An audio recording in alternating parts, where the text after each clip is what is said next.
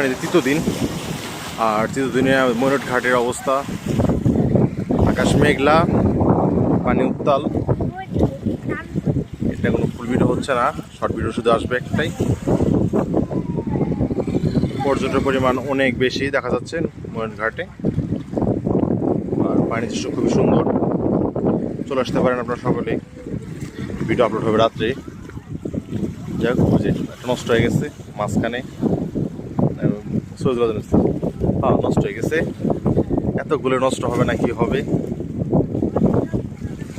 আর দূরে যে দেখতে পারতেছেন এই টাইটানিক জাহাজটা, এটা কেনা চাপাতে পারতেছে না, মাঝখানে যেতে পারতেছে না। এটা পাকা হয়ে যেতেছে বাতাসের কারণে। আর বাতাসে একটা প্রচুর পরিমাণে সবাই বুঝতে পারতেছেন। সকলকে ধন্যবাদ দেখার জন্য।